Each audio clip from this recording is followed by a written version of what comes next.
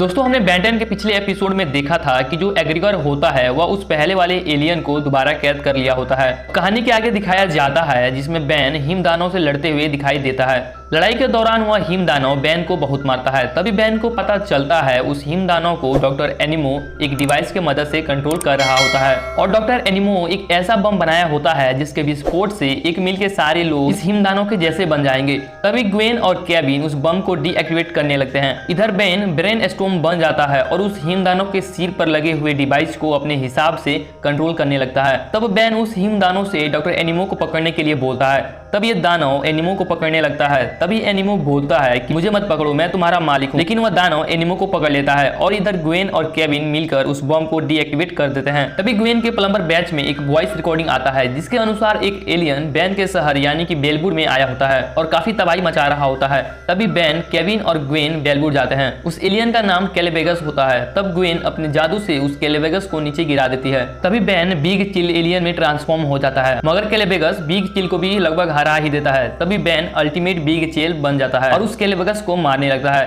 तभी Gwen Kevin से बोलती है कि तुमको कुछ अजीब नहीं लग रहा क्योंकि इस एलियन ने अभी तक जानलेवा हमला नहीं किया है। तभी केविन बोलता है बस हमारी किस्मत सही है। तभी ग्वेन बेन से बोलती है कि हमारा प्लम्बर बैच किसी भी एलियन के वॉइस को ट्रांसलेट कर सकता है। तभी केविन अपने बैच को हवा में उठाता है जिसके वजह से उस एलियन की आवाज हिंदी में आने लगती है। तब वो एलियन बेन से अपने बारे में बताता है जिसके दौरान वो बोलता है कि हमारा प्लेनेट का नाम अल्डेब्रा है जहाँ पर हम सभी घास खाते हैं और दिन भर हवा में उड़ते रहते थे। एक दिन अचानक से एक आदमी हमारे प्लेनेट पर आता है जिसका नाम एग्रीगर था, जो किसी भी चीज को सोखने की ताकत रखता था। तभी उस एग्रीगर ने मेरे एक साथी की सारी शक्तियों को सोख लिया जिसकी वजह से मैं भागने लगा, मगर उस एग्रीगर ने मुझे पकड़कर जेल में डाल दिया। तभी मेरी मुलाकात कुछ और एलियन से हुई जिन सभी को एग्रीगर ने अगवा किया होता है। तभी वे लोग मुझसे एग्रीगर के बारे में पूछने लगते हैं। मैं उनको अपने बारे में बताता हूँ पर वे लोग मेरे पर विश्वास नहीं करते हैं। वहाँ उस जेल में उन लोगों की शक्तियाँ काम नहीं कर रही होती है। तभी उसमें से एक एलियन एक ऐसा डिवाइस बना देता है जिससे हम लोगों की सारी शक्तियाँ आ जाती है। तभी वे सभी एलियन वहाँ से भागने लगते हैं। तभी उन सभी को पता चलता है कि वे लोग जेल में नहीं बल्कि एक स्पेसशिप में होते हैं। तभी इसमें से 2 एलियन एग्रीगर से लड़ने के लिए चले जाते हैं और 3 एलियन जिसमें केलेवेगस भी होता है वह सभी मदद के लिए प्लम्बर के पास सिग्नल भेजने के लिए जाते हैं। इधर एग्रीगर उन दोनों एलियन को दोबारा पकड़कर जेल में डाल देता है और उन तीनों एलियन को पकड़ने के लिए चला जाता है और आखिरकार इन तीनों को भी पकड़ ही लेता है। तभी एक प्लम्बर उस एग्रीगर के स्पेसशिप में आता है।